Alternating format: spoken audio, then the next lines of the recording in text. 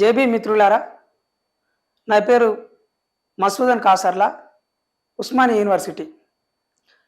నిన్న యావత్ దేశం మొత్తం ఎస్సీ ఎస్టీ బీసీ మైనార్టీ వర్గాలకు సంబంధించి ప్రత్యేకంగా ఎస్సీ ఎస్సీ ఉపకులాలకు సంబంధించి గత 3 దశాబ్దాలుగా ఎంఆర్పిఎస్ మాదిగ రిజర్వేషన్ పోరాట సమితి ఆధ్వర్యంలో జరుగుతున్న ఏదైతే వర్గీకరణ ఏబిసిడి క్లాసిఫికేషన్కి సంబంధించి నిన్న విశ్వరూప మహాసభ హైదరాబాద్లోని పరేడ్ గ్రౌండ్లో జరిగింది.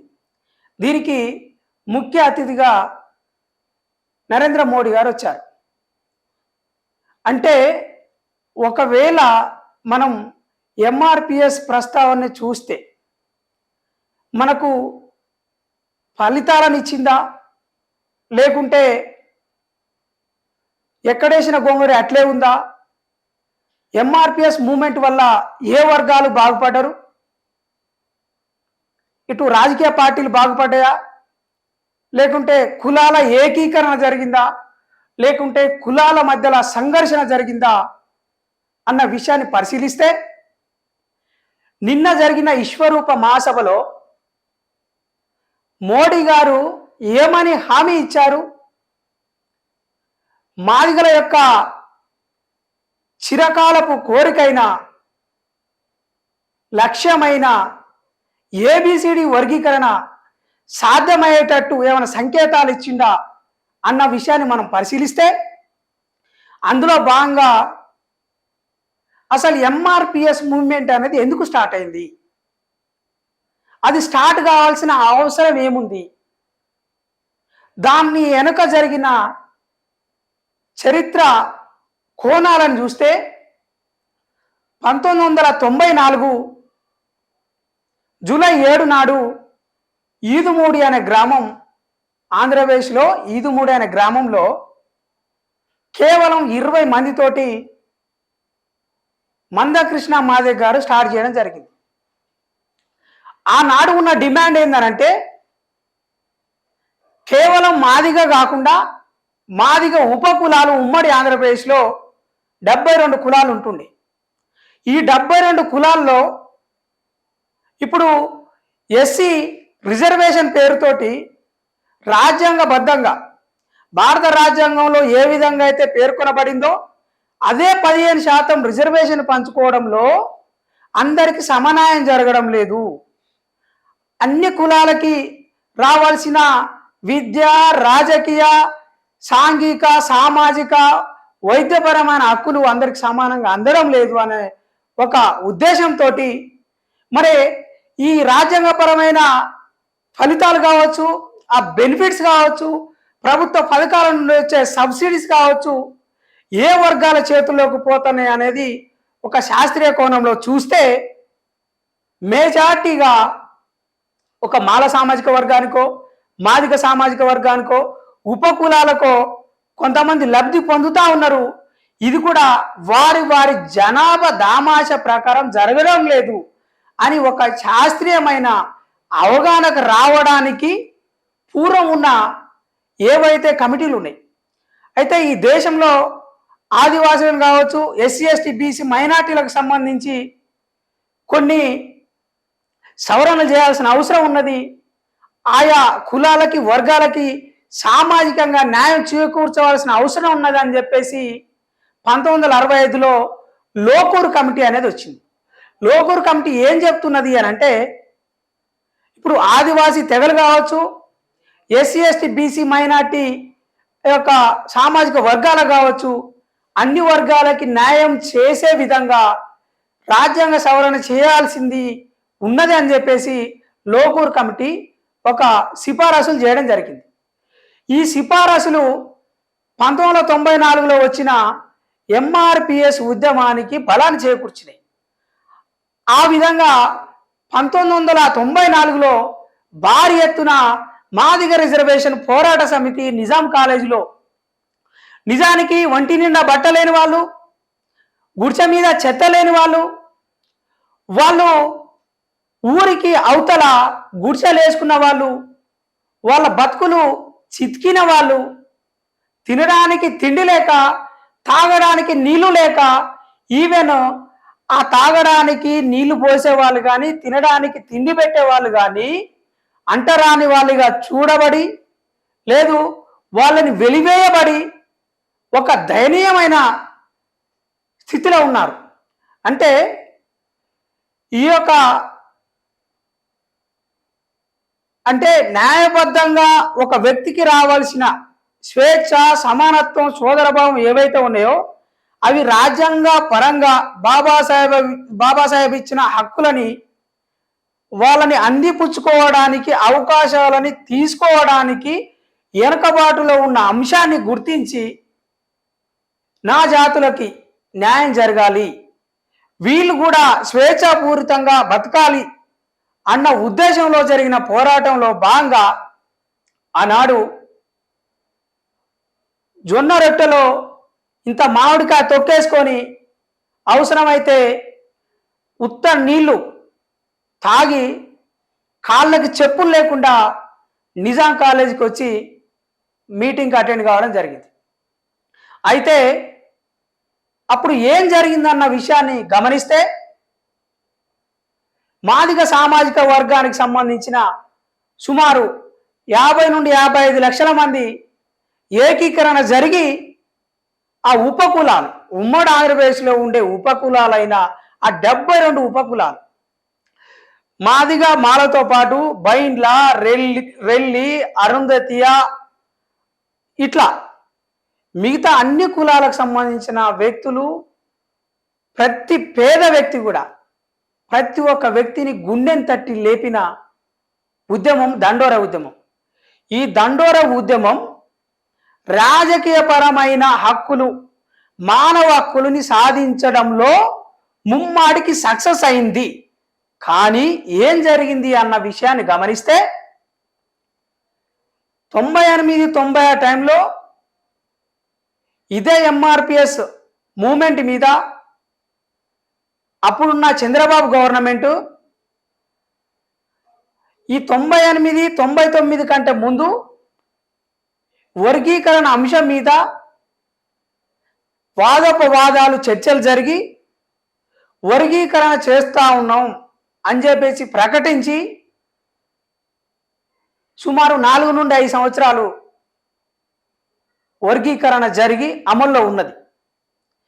అది జరిగిన 4-5 సంవత్సరాల్లో సుమారు 17 నుండి 20 వేల ఉద్యోగాలు మాదిగ ఉపకులాలు వారి దామాష ప్రకారం అప్పుడున్న అక్షరాస్యత మేరకి, అప్పుడున్న ఉన్నత విద్య అర్హతల మేరకి పొందడం జరిగింది. కాలక్రమేణా ఈ ఉద్యమం వల్ల మాకు భవిష్యత్తులో రాజకీయంగా, ఆర్థికంగా వ్యతిరేకంగా ఉంటుందని చెప్పేసి ఎంఆర్పిఎస్ మూవ్మెంట్ వ్యతిరేక శక్తులు చంద్రబాబును కావచ్చు, ఆ చంద్రబాబు సంబంధించిన ఆ సామాజిక వర్గానికి సంబంధించిన వ్యక్తుల మీద ఒత్తిడి తేవడం జరిగింది. అది ఏమైందనంటే 5 సంవత్సరాల్లో ఈ వర్గీకరణ అంశాన్ని మళ్ళా సుప్రీంకోర్టు కావచ్చు, హైకోర్టు కావచ్చు వెనకకు తీసుకొని దాన్ని రద్దు చేయడం జరిగింది. ఆ తర్వాత జరిగిన పరిణామాల్లో మళ్ళీ ఎలక్షన్ వచ్చే టైంకి మేము ఈసారి వర్గీకరణ చేస్తాం, బిల్లు పాస్ చేస్తాం అని చెప్తూ చంద్రబాబు 3-4 దఫాలు మోసం చేసిండు. అట్నే ఆ తర్వాత వచ్చిన వైఎస్ రాజశేఖర రెడ్డి గారు కూడా మోసం చేయడం జరిగింది.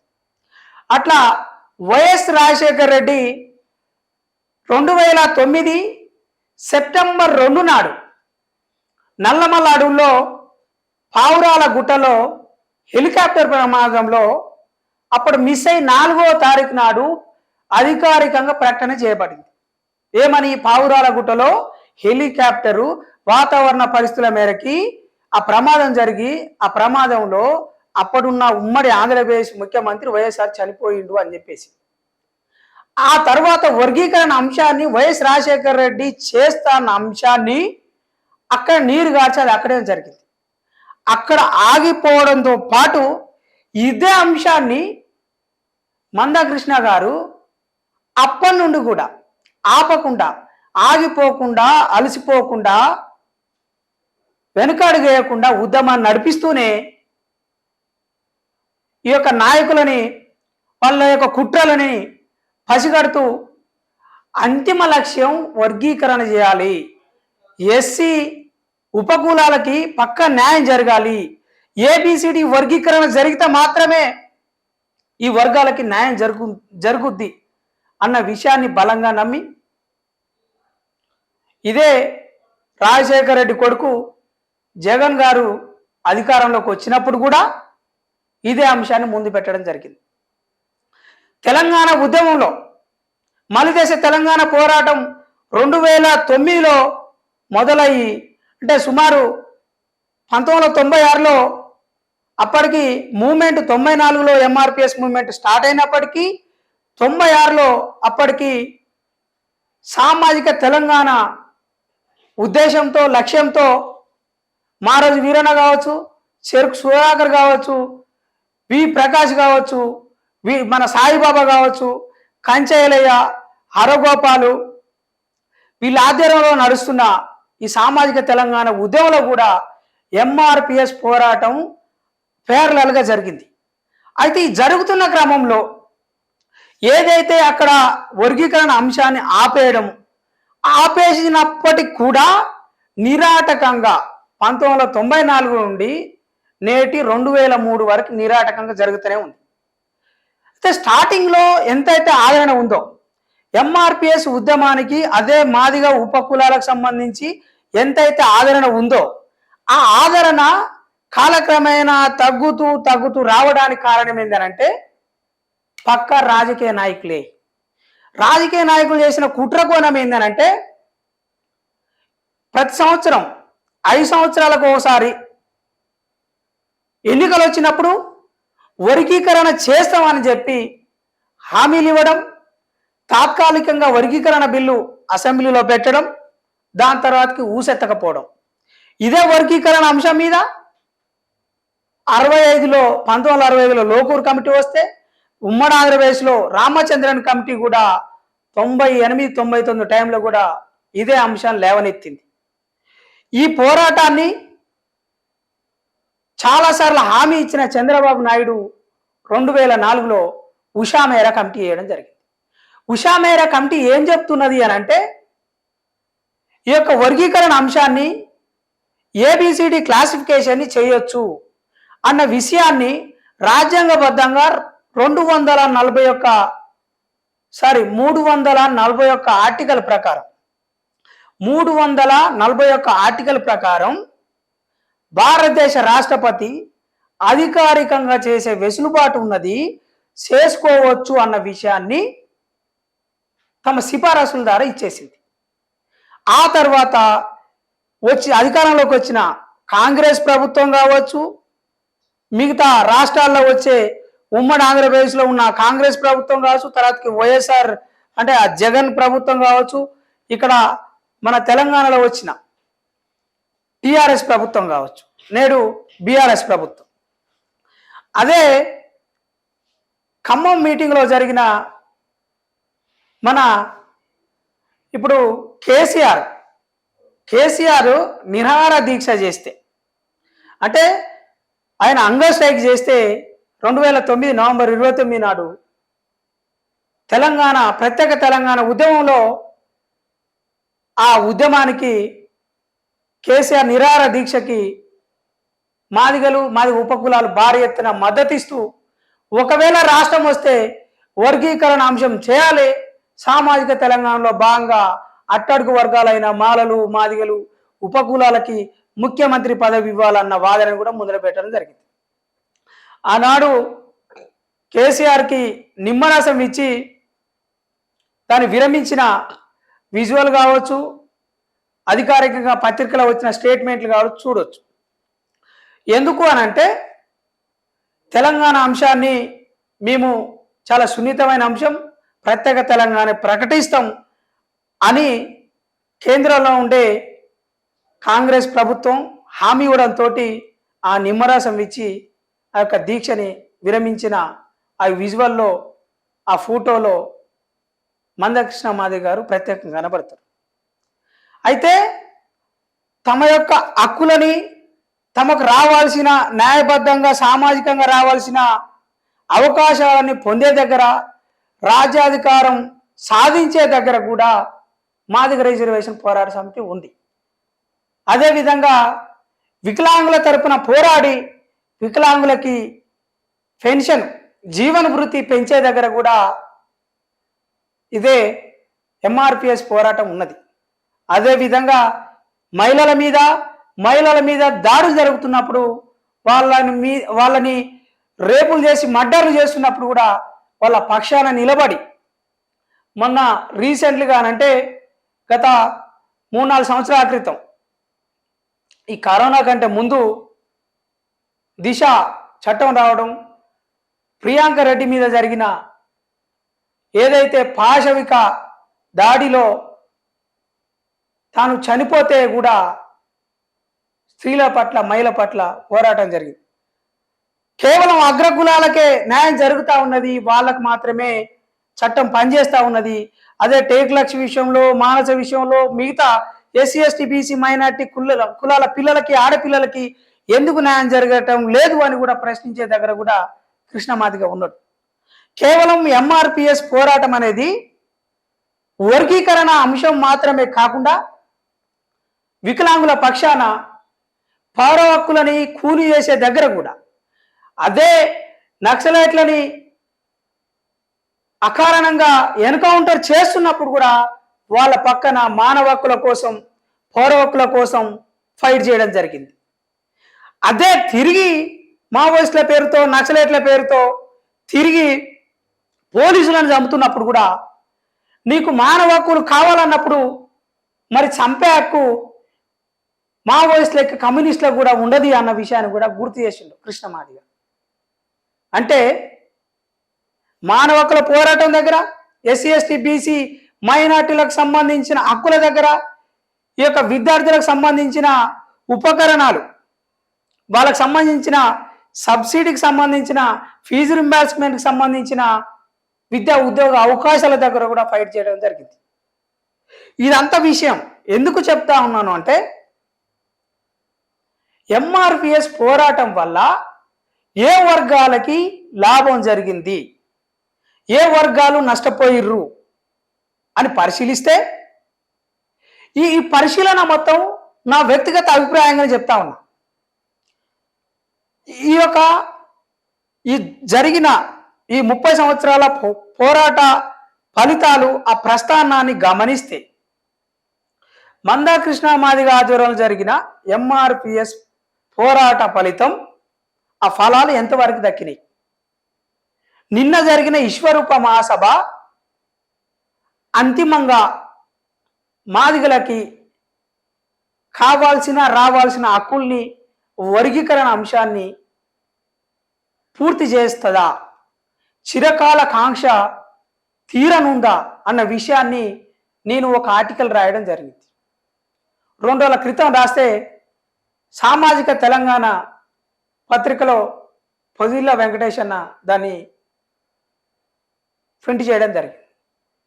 టైటిల్ ఏందనంటే మాదిగల అంతిమ యుద్ధం విశ్వరూప మహాసభ అన్ని టైటిల్ పెట్టి రాయడం జరిగింది. ఆ వ్యాసంలో ఉన్న అంశాలే నేను ఆల్మోస్ట్ చెప్తా ఉన్నా. కేసీఆర్ ఇదే ఎంఆర్పిఎస్ మాదిగ రిజర్వేషన్ పోరాట సమితి ఆయనకు నిమ్మరసం ఇచ్చి ఆయన యొక్క నిరాహార దీక్షకి మద్దతు తెలుపుతూ విరమించిన దగ్గర నుండి ఇప్పుడు సీఎం అయ్యేంత వరకు, మొదటిసారి 2014లో సీఎం అయినప్పుడు, మరియు ఇప్పుడు 2019లో మరో దఫా అయినప్పుడు, ఈ 10 సంవత్సరాల కాలంలో ఎన్నిసార్లు హామీలు ఇచ్చిండు, ఎన్నిసార్లు బిల్లు అసెంబ్లీలో పెట్టిండు అనేది ఆలోచిస్తే, ఎప్పుడైతే దళిత ముఖ్యమంత్రి అన్న స్టేట్మెంట్ ఇచ్చిండో ఆ స్టేట్మెంట్ని కాలరాస్తూ లేదు లేదు దళిత సీఎం కంటే నేనే సీఎం కావాలని తెలంగాణ ప్రజలు కోరుకుంటున్నారని కేశవరావుతో స్టేట్మెంట్ ఇప్పించి ఆయనే సీఎం అయి ఇదే ఎంఆర్పిఎస్ ఉద్యమాన్ని ఎంఆర్పిఎస్ పోరాటాన్ని తొక్కే ప్రయత్నం చేసిండు. చాలాసార్లు మందాకృష్ణ గారిని జైల్లో పెట్టడం జరిగింది. అంతేకాకుండా ఏవైతే ప్రశ్నించే గొంతులు ఉన్నాయో వాళ్ళనందరినీ జైలు పాలు చేయడం జరిగింది. నిర్బంధంగా వాళ్ళ మీద పాశవికంగా కేసులు పెట్టి వాళ్ళని చాలా ఇబ్బందులు పెట్టే ప్రయత్నం చేయడం జరిగింది. అంతేకాకుండా ఈ యొక్క ఉద్యమాన్ని నీరుగార్చాలని అంటే ఇందులో వర్గాలను క్రియేట్ చేయాలన్న ఉద్దేశంతో వంగపల్లి శ్రీనివాస్ గారి ఆధ్వర్యంలో, మేడిపాపయ్య వీళ్ళ ఆధ్వర్యంలో ఇంకొక అంటే తెలంగాణ మాదిగ రిజర్వేషన్ పోరాట సమితి అని ఒక సంఘాన్ని ఏర్పాటు చేసింది కేసీఆర్ఏ అని చెప్పేసి మందాకృష్ణ మాదిగ గారి వర్గం యొక్క నాయకులు చెప్పడం జరుగుతుంది. అట్లే ఉస్మానియా యూనివర్సిటీలో మాదిగ సామాజిక వర్గానికి చెందిన ఉస్మానియా విద్యార్థి నాయకులు, అందులో పిడమర్తిరావు గారు ప్రధానంగా ఉన్నారు. ఆయన కూడా మాదిగ రిజర్వేషన్ పోరాట సమితిలో చేసిన వాడే, మాదిగ హక్కుల కోసం ఫైట్ చేసిన వాడే. అయినప్పటికీ తెలంగాణ వచ్చినప్పుడు అదే పిడమర్తి రవికి మనం సాధించుకున్న తెలంగాణలో మీకు కూడా వాటా ఉందని చెప్పేసి ఎస్సీ కార్పొరేషన్ పదవి ఇచ్చిండే కానీ మాదిగ రిజర్వేషన్ పోరాట సమితి చేస్తున్న ఉద్యమానికి మద్దతు ఇవ్వపోగా దాన్ని చీల్చే ప్రయత్నం చేసింది. అంటే ఈ కుట్ర కోణాలను గమనిస్తూ ఉండాలి. ఎందుకు జరిగింది, ఎట్లా జరిగింది అన్న విషయాన్ని పరిశీలిస్తే ఇదే ఎంఆర్పిఎస్ పోరాటంలో ఇప్పుడు డిఎస్పి ధర్మ సమాజ్ పార్టీ పెట్టిన విశారదన్ గారు కూడా ఇదే 90 దశకంలో ఎంఆర్పిఎస్ కోసం కూడా ఫైట్ చేయడం జరిగింది. ఖమ్మం జిల్లాకు అధ్యక్షుడు కూడా ఉన్నారు. అంటే దఫాలుగా ఈ 3 దశాబ్దాల ఉద్యమం జరుగుతూ ఉంటే మాదిగా అనుబంధ కులాలకు సంబంధించిన సామాజిక వర్గాలకు సంబంధించిన చాలామంది మేధావులు ఈ వర్గీకరణ అంశాన్ని ఇంకా సాగదీయడంతో వాళ్ళు తమ సంఘాలు పెట్టుకొని పార్టీలు పెట్టుకొని వేరే చోట పనిచేయడం జరుగుతూ ఉంది. అయినప్పటికీ కృష్ణమాదిగా సంబంధించిన ఎంఆర్పిఎస్ దాని అనుబంధ సంఘాలు ఎంఎస్ఎఫ్ కావచ్చు, ఎంఎస్ఎఫ్ అనుబంధ సంఘాలు కావచ్చు, వికలాంగుల హక్కుల సమితికి సంబంధించిన వాళ్ళు కావచ్చు, లేకుంటే మిగతా ఎస్సీ ఎస్టీ బీసీ మైనార్టీకి సంబంధించిన అన్ని కులాల సంఘాలకు సంబంధించిన వాళ్ళని క్రోడీకరించి ఏకీకరణ చేసి అంతిమంగా మాదిగ రిజర్వేషన్ పోరాట సమితి ఎస్సీ వర్గీకరణ సాధిస్తుంది అన్న విషయాన్ని నీరుగార్చకుండా బలంగా నిలబడి ఈసారి తప్పనిసరిగా తేవాలి అన్న బలమైన కాంక్షతోటి మొన్న ఈ 3 నెలల క్రితం ఒక స్టేట్మెంట్ ఇవ్వడం జరిగింది. వచ్చే ఈ శీతాకాల సమావేశాల్లో తప్పనిసరిగా వర్గీకరణ అంశాన్ని బీజేపీ ప్రభుత్వం లేవనెత్తాలి, పార్లమెంట్లో పక్కా వర్గీకరణ బిల్లు పెట్టాలి అని బలంగా తను వినిపించడం జరిగింది. దీని తాలూకు 2013లో జరిగిన ధర్మయుద్ధం, ఆ ధర్మయుద్ధం సభకి ముఖ్య అతిథిగా వచ్చిన వెంకయ్య నాయుడు ఆనాడు భారీ ఎత్తున జరిగిన ఆ సభ ఇదే పరేడ్ గ్రౌండ్లో, జింకానా గ్రౌండ్లో భారీ ఎత్తున సుమారు 13 లక్షల చిల్లర. అంటే తెలంగాణ ఉద్యమంలో ఏదైతే కేసీఆర్ పెద్ద పెద్ద సభలు పెట్టిండో ఆ సభలకు మించి కూడా భారీ ఎత్తున ఈ మాదిగ ఉపకులాలని తీసుకొచ్చి అక్కడ మీటింగ్ పెట్టడం జరిగింది. దాంట్లో ప్రధాన అంశంగా ఈసారి వర్గీకరణ చేయాలి, వర్గీకరణ చేయడమే ప్రధాన ఉద్దేశంగా బీజేపీ ప్రభుత్వం నిర్ణయం తీసుకోవాలని చెప్పేసి మందాకృష్ణ మాదిగ గారు వెంకయ్య నాయుడు చెప్తే వెంకయ్య నాయుడు ఆనాడు హామీ ఇచ్చిండు. న్యాయబద్ధమైన డిమాండు, నిజంగా రాజ్యాంగబద్ధంగా రావాల్సిన హక్కులు, అధికారాలు, అవకాశాలు మాదిగ ఉపకులాలకి దక్కాల్సిన అవసరం ఉందని చెప్పేసి ఇదే అంశాన్ని నేను కేంద్ర క్యాబినెట్లో చెప్తా, నరేంద్ర మోడీతో చెప్తా అని చెప్పేసి హామీ ఇవ్వడం జరిగింది. ఆ తర్వాతకి చెప్పినప్పుడు కూడా బీజేపీ ప్రభుత్వం పట్టించుకోకపోగా ఆ బిల్లును పార్లమెంట్లో పెట్టకపోగా అట్నే నీరు గారుస్తూ ఉంది 10 సంవత్సరాల నుండి. అయితే చివరి అవకాశంగా ఈసారన్నా చేస్తారా చేయరా, అవసరమైతే కేంద్రం మెడలు వంచైనా నీ వర్గీకరణ బిల్లు చేపియాలన్న ఉద్దేశంతో ఒక 100 రోజుల ముందు ప్రకటన చేయడంతో శీతాకాల సమావేశాల్లో నరేంద్ర మోడీ ఈ అంశాన్ని లేవనెత్తలే.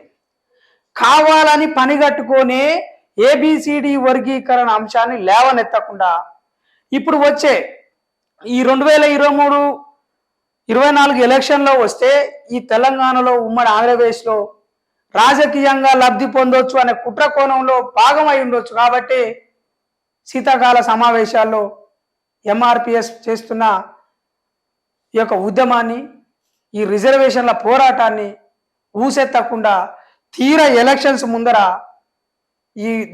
ఈ అంశానికి సంబంధించి లేవనెత్తడం, నిన్న జరిగిన విశ్వరూప మహాసభలో మోడీ గారు ఏం మాట్లాడిరన్న అంశాన్ని గమనిస్తే మాదిగ రిజర్వేషన్ పోరాట సమితి చేస్తున్న ఉద్యమం ఏదైతే ఉందో అది న్యాయబద్ధమైంది, రాజ్యాంగబద్ధమైంది, దానికి నా మద్దతు ఉంటుంది. అదేవిధంగా ఒక కమిటీ వేస్తా, కమిటీ వేసి మనం ఆ కార్యాచరణ చూద్దామన్నాడు తప్ప ఆ కమిటీ ఎప్పుడు వేస్తారు, కమిటీ కాల పరిమితి ఎంత, పలానా 2 నెలలకే వేస్తారా 3 నెలలకే వేస్తారా అన్న విషయం చెప్పలేదు. అంటే ఇప్పుడు ఎవరైతే 30 సంవత్సరాల నుండి ఏబిసిడి వర్గీకరణ కోసం ఫైట్ చేస్తూ ఉన్నారో వాళ్ళలో తెలియని ఏదో ఒక నిరుత్సాహం, వాళ్ళలో తెలియని ఏదో ఒక నిరాశ. ఎందుకు అనంటే ఇంత భారీ ఎత్తున లక్షల కొద్ది జనాలని, ఎస్సీ వర్గీకరణకు సంబంధించిన వ్యక్తులని, ప్రతి పేదలని, గూడు కూడు బట్ట లేని వాళ్ళని, వాళ్ళ హక్కుల కోసం కనీసం ఒక పైసా ఇవ్వకుండా, మద్యం పోయకుండా వాళ్ళని సత్యంగా పరేడ్ గ్రౌండ్లో నిన్న విశ్వరూప మహాసభకు తీసుకొస్తే ఏం చెప్తాడు మోడీ గారు అని అందరూ ఆశాభావంతో, చాలా ఉత్సాహంతో ఎదురు చూస్తే చివరికి నరేంద్ర మోడీ గారు ఇచ్చిన హామీ ఏందనంటే ఓ కమిటీ వేస్తాం.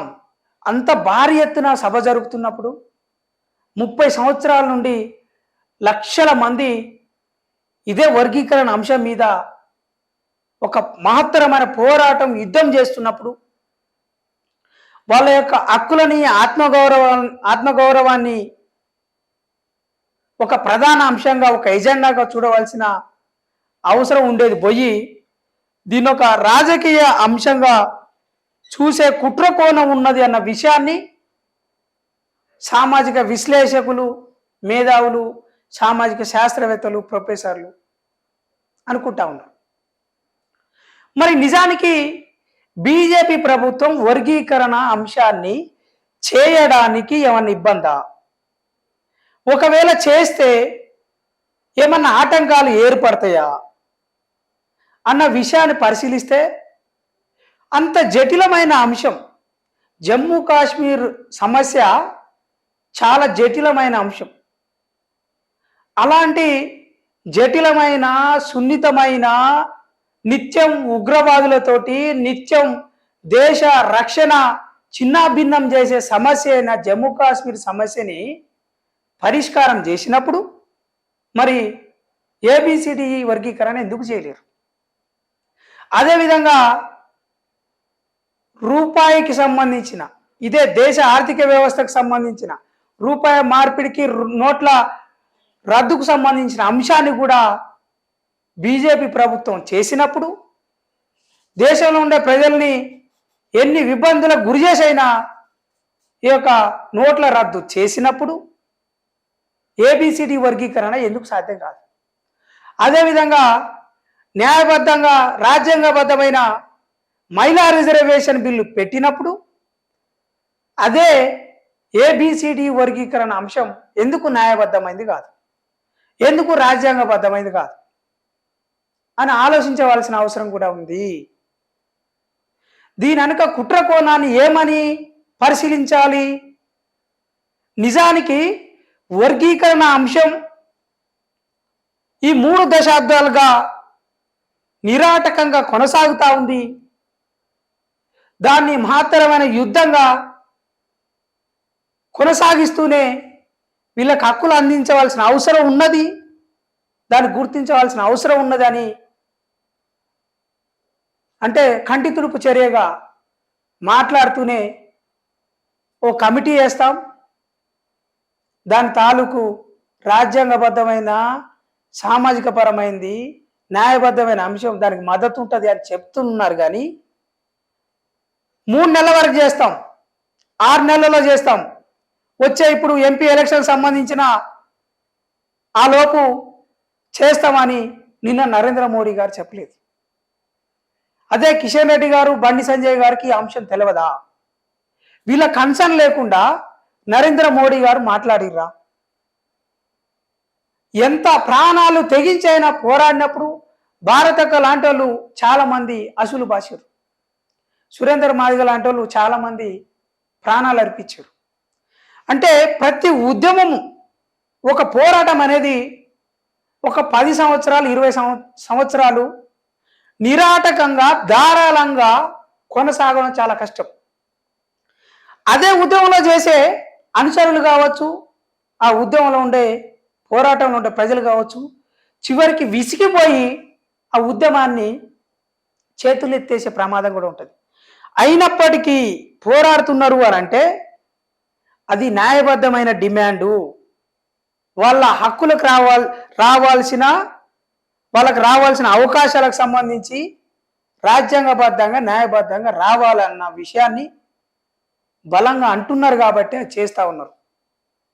ఈ అంశాన్ని బీజేపీ నాయకులు మాదిగల యొక్క సెంటిమెంట్ని, మాదిగ ఉపకులాల యొక్క సెంటిమెంట్ని రాజకీయం చేసే కుట్ర కోణాలని ప్రస్ఫుటంగా మనకు కనపడుతున్నది అంశాన్ని, ఆ కనపడే అంశాన్ని మేధావి వర్గాలు గమనిస్తూ ఉన్నారు.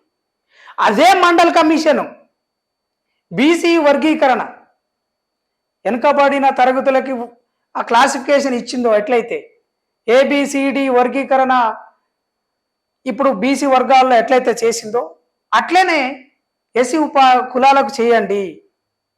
ఈ మధ్య కాలంలో అగ్రవర్ణ పేదలకి ఈడబ్ల్యూసి రిజర్వేషన్ ఇవ్వడం జరిగింది.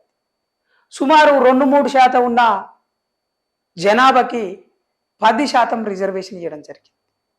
అంటే అగ్రకుల పేదలకు ఓ రకమైన న్యాయం, ఎస్సీ ఉపకులాలకు సంబంధించిన ప్రజలకు ఒక రకమైన న్యాయం.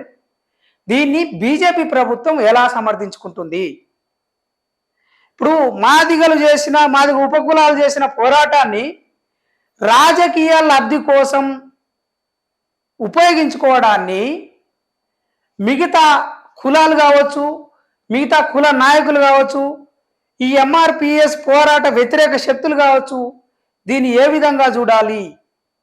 అదే కాంగ్రెస్, అదే బీఆర్ఎస్, అదే కమ్యూనిస్టు పార్టీలు, అదే బహుజన్ సమాజ్ పార్టీ, ఈ పార్టీలు, ధర్మ సమాజ్ పార్టీ, ఈ పార్టీలన్నీ నిన్న విశ్వరూప మహాసభని ఏ విధంగా పరిగణలోకి తీసుకోవాలి అంటే తీసుకునే క్రమంలో నరేంద్ర మోడీ గారు చేసిన వ్యాఖ్యలని ఏమని తీసుకోవాలి? ఈ 30 సంవత్సరాలు ప్రాణ త్యాగాలు చేస్తూనే వాళ్ళ చెమటని రక్తాన్ని చిందించి ఉద్యమాన్ని నిలబెట్టే క్రమంలో ఈ ఎస్సీ ఉపకులాలు ఇంకా ఎంతకాలం వేచి చూడాలి అన్న విషయంలో తర్జన భర్జన అవ్వడమే కాకుండా వాళ్ళ హృదయాలు ద్రవించుకుపోతా ఉన్నాయి. అదే ఎమోషన్ అయ్యి అదే 10 లక్షలకు మించిన జనాభాను చూసి మందకృష్ణ గారు కూడా తాను అంటే ఎమోషన్ అయ్యి నరేంద్ర మోడీ గారిని ఆలింగనం చేసుకున్న యొక్క విజువల్స్ కూడా మనం చూడొచ్చు. అంటే నా కళ నెరవేరబోతా ఉంది, ఈ యొక్క కులాలకి న్యాయం జరగబోతా ఉన్నది అని బలంగా అనుకుంటున్న ఒక సామాజిక ఉద్యమాల ఒక పితామహుడిగా పేరు మోసిన మందకృష్ణ మాదిగ గారు ఈ ప్రజలకి ఏమని సందేశం ఇవ్వడానికి, తన బలాన్ని చేకూర్చడానికి ఇంకా ఎంతకాలం పోరాటం చేయాలి అన్న ప్రశ్నలు రేకెత్తిస్తా ఉన్నాయి. మరి ఇదే బీజేపీ గవర్నమెంటు నిరూపించుకుంటుందా? ఈ 2 నెలల్లో 3 నెలల్లో ఏబిసిడి వర్గీకరణ చేస్తాం అని చెప్పేసి ఒక బలంగా ఒక హామీ ఇవ్వనప్పుడు, అంటే హామీ కూడా అనొద్దు, ఒక స్టేట్మెంట్ ఖరాఖండిగా మేము చేస్తాం, 6 నెలల చేస్తాం, మీరు చూడండి ఇప్పుడు వచ్చే ఎంపీ ఎలక్షన్ల లోపు పక్క మేము చేస్తాం ఈ అంశాన్ని అని ఒక హామీ ఇవ్వకపోవడానికి రీజన్ ఏంది అన్న విషయాన్ని కూడా గమనించాలి. శీతాకాలం సమావేశాల్లో చేయక తీర తెలంగాణలో ఎన్నికలు జరుగుతున్నప్పుడు ఇదే అంశాన్ని లేవనెత్తినప్పుడు ఒక భారీ ఎత్తున ఒక 10 లక్షల మందిని పెట్టి విశ్వరూప మహాసభ పేరుతోటి పరేడ్ గ్రౌండ్లో మీటింగ్ జరుగుతున్నప్పుడు మిగతా ప్రతిపక్ష పార్టీలు ఈ అంశాన్ని ఏ విధంగా చూడాలి? దీని ఒక రాజకీయ కుట్రగా ఒక రాజకీయ కోణంలో చూస్తారు తప్ప మాదిగ ఉపకూలాలకు సంబంధించిన ఆకాంక్షని నెరవేర్చడం కోసమే నరేంద్ర మోడీ గారు వచ్చారు అని అనుకోవడంలో వీళ్ళు వెనుకబడతారా? లేదు, ఆ విషయాన్ని ఏమని తీసుకోవాలి అంటే $1 మిలియన్ క్వశ్చన్గా ఈ యొక్క వర్గీకరణ అంశాన్ని అందరి మధ్యలో వదిలిపెట్టడం జరిగింది. ఏదేమైనా మాదిగ రిజర్వేషన్ పోరాట సమితి వల్ల చాలామంది 100ల కొద్ది ఎమ్మెల్యేలు అయ్యారు, ఎంపీలు అయ్యారు, ఉప ముఖ్యమంత్రులు అయ్యారు. అదేవిధంగా ఇప్పుడు BSP party, Bahujan Samaj party కావచ్చు, ధర్మ సమాజ్ పార్టీ కావచ్చు, కమ్యూనిస్టు సంఘాలు ఉన్న పార్టీలు కావచ్చు, లేకుంటే వివిధ వర్గాలకు సంబంధించిన కులాలకు సంబంధించిన నాయకులందరినీ ఇచ్చిన ఘనత ఒక ఎంఆర్పిఎస్ మూవ్మెంట్ కూడా దక్కుతుంది. ఈ వాస్తవాన్ని తదితర పార్టీలు కూడా గుర్తించవలసిన అవసరం ఉంది. అదే ఎస్సీ ఎస్టీ అట్రాసిటీకి సంబంధించిన చట్టాన్ని రద్దు చేస్తున్నప్పుడు కూడా ఢిల్లీ మెడలు వంచి, అదే ఎస్సీ వర్గీకరణ అంశాన్ని వ్యతిరేకిస్తున్న సామాజిక వర్గానికి చెందిన అద్దంకి దయాకర్ కూడా, నలిగంటి శరత్ కూడా, అంటే నలిగంటి శరత్ మాదిగ సామాజిక వర్గానికి చెందిన, అదే ఉస్మాన్ యూనివర్సిటీకి చెందిన మిగతా చాలామంది ఉద్యమకారులు నాయకులు అందరు కలిసి ఎస్సీ ఎస్టీ ఆకృత్యాల చట్టం, ఇది అణగారిన వర్గాల మీద, మహిళల మీద, ఈవెన్ వాళ్ళు సంపాదించుకున్న చిన్న చిత్క 4-5 గుంటల భూముల మీద, వాళ్ళ ఇండ్ల మీద, వాళ్ళ మీద రేపులు మడ్డలు జరిగినప్పుడు దాన్ని రక్షించే, మానవ హక్కులను రక్షించే, భావ వ్యక్తీకరణ హక్కులని రక్షించే ఆ చట్టాన్ని నీరుగారుస్తున్నప్పుడు, దాన్ని రద్దు చేసే కుట్రలు బీజేపీ పార్టీ చేస్తున్నప్పుడు అదే ఢిల్లీ మెడలు వంచి ఎంఆర్పిఎస్ ఉద్యమం తిరిగి మళ్ళా దాన్ని బతికించడం జరిగింది అన్న విషయాన్ని కూడా వివిధ పార్టీలు, సంస్థలు, సంఘాలు గమనించాలి. అంటే ఈ 30 సంవత్సరాల ప్రస్థానంలో వికలాంగుల హక్కులు కాపాడబడ్డాయి, వాళ్ళకు పెన్షను అవి పెరగబడ్డాయి.